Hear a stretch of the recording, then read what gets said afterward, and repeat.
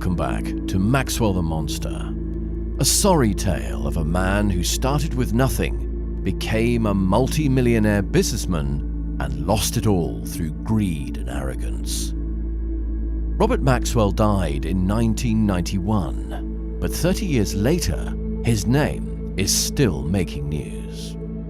His daughter Ghislaine was convicted of sex crimes. You could say the apple doesn't fall far from the tree. In this episode, George and Ron discuss the mystery that surrounded Captain Bob's death on his opulent yacht. Did he jump, or was he pushed? Well, what we know is at the time he was under great stress, obviously, because he knew it was all coming down within days. He was drinking heavily. He wasn't sleeping properly. He goes up onto the deck of the Lady Ghislaine. In the morning, early morning hours. Yeah. Did he jump? I can't see that he could be pushed. I believe he was pushed, and in that I agree with Ghislaine Maxwell.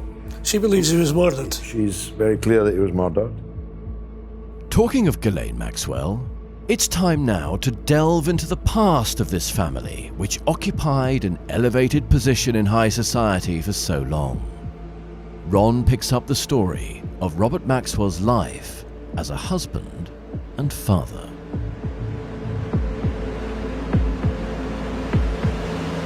Maxwell's family, his original family, there were 9 children. He was one of 9 children. And he deliberately replicated in his own family 9 children. The eldest died after... Died just after Ghislaine's birth, actually. Yes. In a car accident. A few days later. Yeah. Well, he lived on for 7 years. He did, in a coma. In a coma, yeah. Yeah. But from him being the favourite, it switched to her. Yeah. According to the mother, when Ghislaine was 3, she put herself in front of her mother and said, "Mummy, I exist." And from then on, she was showered in affection and everything. Thoroughly spoiled, yeah. Totally. And, of course, Maxwell named his ill-fated yacht, from which he either fell or was pushed to his death. He named it after her, the Lady Ghislaine. It had been owned by another arms dealer, Adnan Khashoggi. Yeah. I think he had called it the Lady Soraya. He had married an English girl called Soraya. But in any case, he sold it to Maxwell. Yeah, I don't think it was completed. The boat wasn't completed, and he bailed out somehow, and Maxwell came in and bought it. Okay. And of course, again, not a lot of people know this. I'm grateful to you for telling me. That boat that was owned by Robert Maxwell, called the Lady Ghislaine, was subsequently owned by the then wife, he's had several since, haven't we all, of Rupert Murdoch, who was Maxwell's great rival, but who was always beaten by, Murdoch always beat Maxwell. Even, how powerful as Maxwell was, he always came second to Rupert Murdoch. And the yacht ended up owned by Rupert Murdoch's then wife. Anna was her name. Yeah. Anna Murdoch. Yeah, Scottish, I think. I'm not sure. I think she was. The Lady Ghislaine plays an important part, obviously, in the demise of Maxwell, but the financial demise, because Ghislaine, was with Maxwell on the boat when they sailed into Manhattan, when he was buying the New York Daily News. That's where it all began to go wrong for Maxwell. This was a ludicrous purchase of a failing newspaper in a crowded newspaper market. And he did it out of one-upmanship against Murdoch, to say that he'd been the first to become a US newspaper magnate. And yes, you're right, Ghislaine was given the job, not his wife. By this time, Ghislaine had effectively eclipsed Maxwell's wife. She was his companion at more or less all events.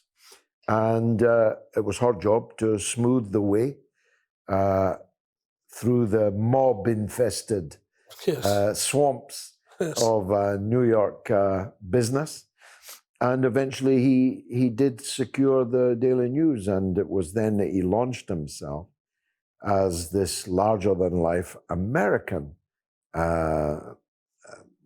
what was I going to say, potentate, mogul. Mhm.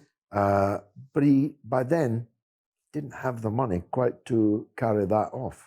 No, he was like a juggler, a conjurer spinning plates. He was moving money from here to there around his empire. Yeah, including your pension, Yeah. including the pension of And all those who'd bank attacked loans, everything like that. Yeah. When he bought the New York Daily News, he got one of his acolytes to phone up Murdoch to tell him that he had bought, Robert Maxwell, had me. Yeah, he bought. woke Murdoch up in the middle of the night in Australia. And he burst Tell out him that. laughing. Yeah. He laughed. As well he might. He had the last laugh. Yeah, he had the last laugh. And he's still going, and Maxwell's long gone. Yeah. Incidentally, the journalists who pissed all over Galloway included one, Alastair Campbell, later the chief propagandist for Tony Blair, including notoriously in the run-up to and through and after the invasion and occupation of Iraq.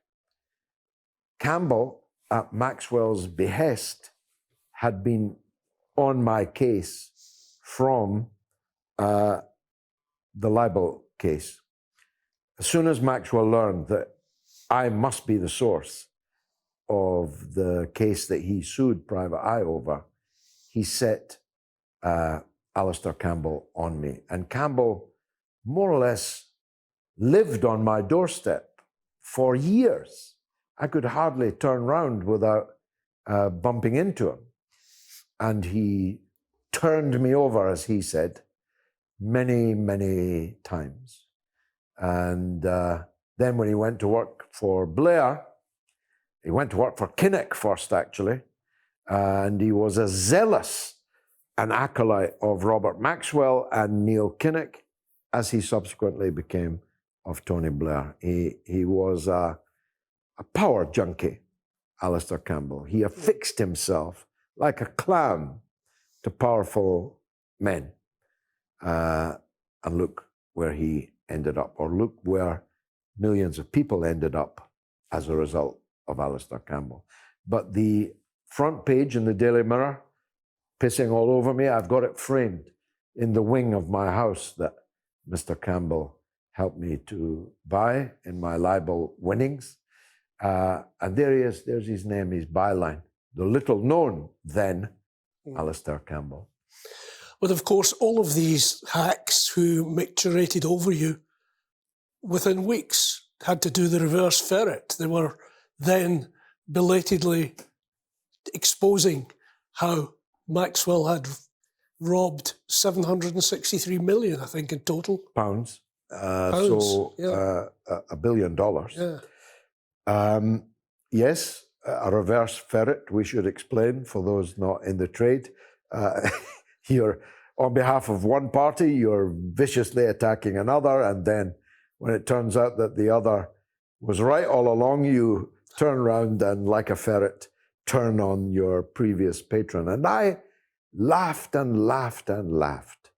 I remember my then parliamentary assistant, when I was awarded this huge sum of money and all costs, because the Mirror Group could not defend the case. My then parliamentary assistant, a fellow called Gordon MacDougall, said to me, "Why don't you make a statement that you will not accept your libel winnings until all the Mirror Group pensioners have been recompensed?" And I laughed out loud, and he said, "Will you mull it over?" And I replied, "Consider it mulled." No, I laughed. Of course, there were a lot of poor people, and there were some good people, like you, who lost their pension. But all these sniveling reptiles that were ready to write anything that Maxwell wanted them to write, and attack anyone he wanted them to attack. They all lost their pensions too, and I hope that they went on to enjoy a miserable retirement. You say, you referred to it earlier, but this situation where he was able to get vast sums of money from banks with little or no security. How do you put that down? Well, there's an old saw that if you owe the bank £1 million, you've got problems. But if you owe the bank £100 million, the bank has a problem. So many of these banks lent money in order to keep him going so as not to lose the money they'd already lent him. So it was a kind of pyramid scheme, really. And as long as he kept acquiring more and more assets, even if largely through to his own incompetence and extravagance. I mean, this was a man way ahead of his time when it came to buying yachts and private jets and luxurious pads and paying gigantic salaries to suborn members of the establishment. And at one stage, Sir Peter Jay, who had been the British ambassador to Washington and who was married to the daughter of the Prime Minister of Britain, James Callaghan, somehow ended up working for Robert Maxwell as a factotum, to be abused and insulted and browbeaten at huge salary. Sure. Just because he could, and to show that he could, to show how great he had become, that he could take someone of Peter Jay's eminence and turn him into an office boy. My lawyer, the late and great, God rest his soul, Oscar Buselink, who represented me in the beginning of my life in London and who sued successfully many people on my behalf, suddenly told me he could no longer represent me in this case against the Mirror Group because Robert Maxwell had hired him. Oscar had won so many cases against Robert Maxwell that Maxwell thought it would be cheaper to hire him. And hire him he did, and he never did a day's work for Maxwell. He was basically on gardening leave at great expense, just because Maxwell could. And he did it all on stolen money and borrowed money, which turned out to be the same thing, really, because, of course, the banks lost all their money because he should never have been lent it in the first place. He had fraudulently borrowed it in the first place. So all of it was stolen money. And $1 billion worth of the workers' pensions. I recall an old saw, I knew a man, a very fat man, who watered the workers' beer. I always thought that really applied to Maxwell, might have been written. In this case, they didn't just water the workers' beer, he stole it. Yeah. So the question is, isn't it, did he jump or was he pushed? I don't know your own view on that. Well, what we know is at the time he was under great stress, obviously, because he knew it was all coming down within days. He was drinking heavily. He wasn't sleeping properly. He goes up onto the deck of the Lady Ghislaine. In the morning, early morning hours. Yeah. Mm-hmm. Did he jump? I can't see that he could be pushed. I believe he was pushed, and in that I agree with Ghislaine Maxwell. She believes he was murdered. She's very clear that he was murdered.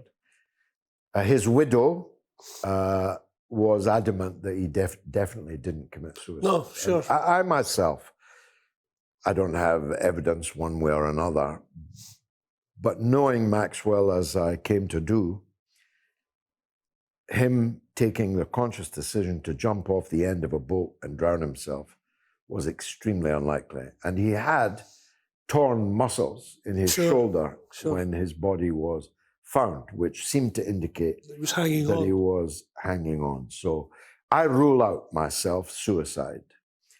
And therefore, it's a question of, did he fall or was he pushed?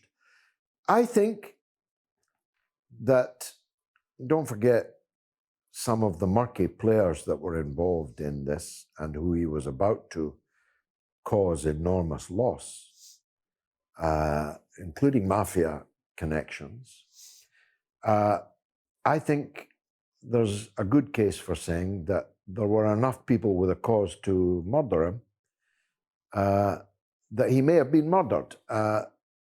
Because the thing about Maxwell is he would have sung like a canary if he'd ended up in courts. Yeah, with tears and an onion. It would have been an onion and a tear, and they made me do it. Yes. The British security services made me do it.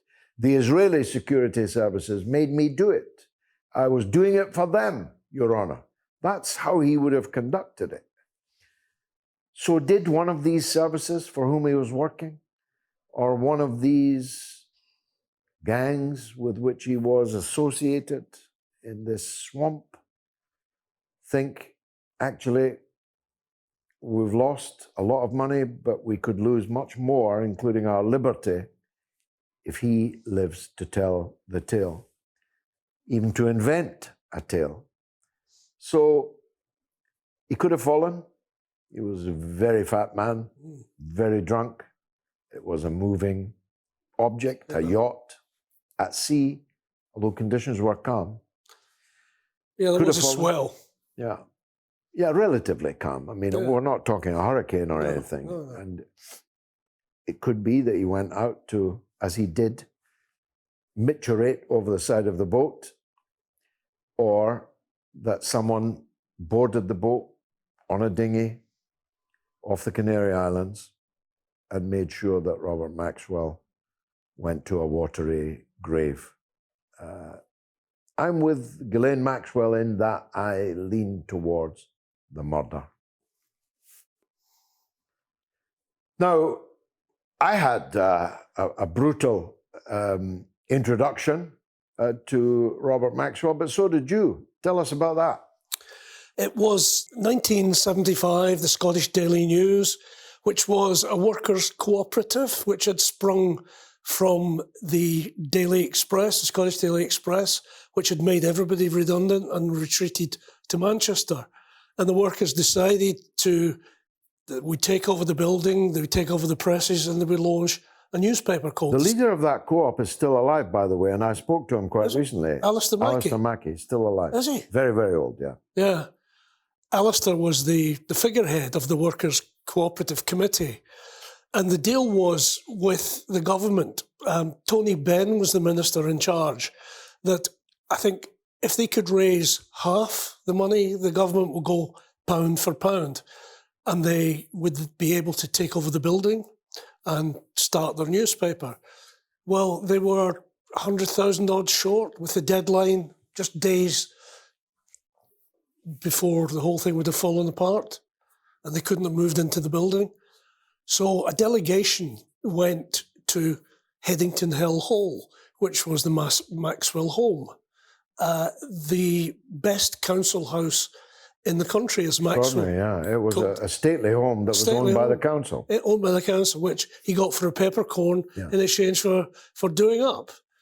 So a delegation, we went to Headington Hill Hall and to persuade Maxwell to put up the £110,000. And my memory of that is tea and coffee were served in this beautiful tea set, except Maxwell's cup was twice the size of anybody else's. And that was the kind of guy he was. And of course, once he put up the money, his megalomania kicked in. This would have been his first newspaper venture. It was his first newspaper venture. And of course, there was a resistance to him and his methods. He was there all the time. He was in the canteen serving chips. He was hectoring people over the intercom, the tannoy, and was generally just messing the whole venture up. Coming down onto the editorial. Putting himself in the paper? Putting himself in the paper, putting his arm around journalists, telling them what they should write. I can't describe what it was like. And every night, presumably when he had a drink in him, he would boom over the tannoy about the the cretins, the fools, the people who were opposing his methods and his salvation of the newspaper. And of course, he didn't come up. The majority of the workforce believed that he would take it over and their jobs would be secure. But of course he didn't. He just disappeared. And it all came crashing down. It all came crashing down. Wow. Again, another early warning that should have been heeded. Because, of course, when he took over the Mirror, he did exactly the same thing. His own face and his own name was in the paper every day. Yeah. And whilst he was pledging editorial freedom to the people working for him, that would make a horse laugh. Yeah, and it was only several years after, as you mentioned earlier, he had been slaughtered by, I think it was then called the Board of Trade, over that Lisco deal with Pergamon. Yeah. He was not a fit, proper person to exercise stewardship of a public company. That was only a few years before, exactly. Because that finding would be about 68, 69. Yeah. And the Daily News was 75. 75. Yeah. And was it your pension from the Express that he nicked? No. It wasn't. That was later because he bought. He bought everything, didn't he? He was like a magpie. I mean, he bought football teams. He tried to buy Manchester United. He had Derby County. He had Oxford. Oxford United, which Ghislaine was in charge of. Yeah, exactly. A student. She was still a student at the time. He made her the person to run Oxford United football team. I mean, he had Macmillan Publishers, didn't he? Yeah. He bought newspapers, he bought companies. MacDonald, Futura, who published my first book and then went bankrupt as the book was still coming off the press, leaving me in a difficult situation. Yeah. No, when he took over the New York Daily News, the negotiations went on in the Macmillan building in New York because he had to negotiate with the unions unsuccessfully, really. He wanted to slash everything, of course. Of course, the unions were heavily mob infiltrated. Oh, totally mob. Because at one stage, the American union leader went out for a splendid dinner with Maxwell's factotums, who plied the union guys with the best of food and drink. And they then said, "So what do you think?" And the union leader allegedly said, "Tell that fat F-U-C-K boss of yours that if he keeps insisting on the demands that he's making of us, he'll end up sleeping with the fishes in the East River." Yeah, with his throat slit. With his throat slit. I omitted that bloodthirsty aspect. Yeah, I think they said that actually to his face. Yeah. To Maxwell's face. To Maxwell's face, yeah. He was a bully.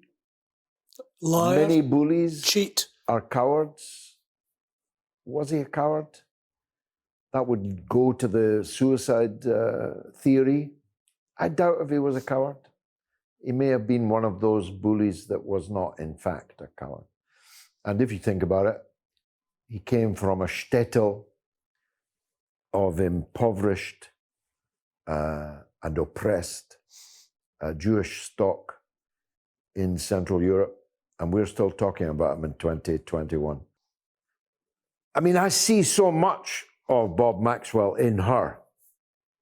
I see, even facially, I can see him. And in her great Yiddish word, chutzpah, she definitely learned that at her father's feet. But the crimes that she and Epstein committed will probably still be being talked about many decades hence. So this Maxwell bloodline, it's got quite some way to run, I think. Finally, George, we've gone through the history of Robert Maxwell and the events. How do you sum the man up? He was a monster, a physical and moral monster. He was a thief. He was the biggest British thief of the 20th century. I mean, we talk about the Great Train Robbery, which nicked 3 or 4 million quid off a train in the early 1960s. Robert Maxwell nicked $1 billion, £750 odd million pounds. He was the greatest thief in Britain of the 20th century. He was a monster, a moral monster, a physical monster.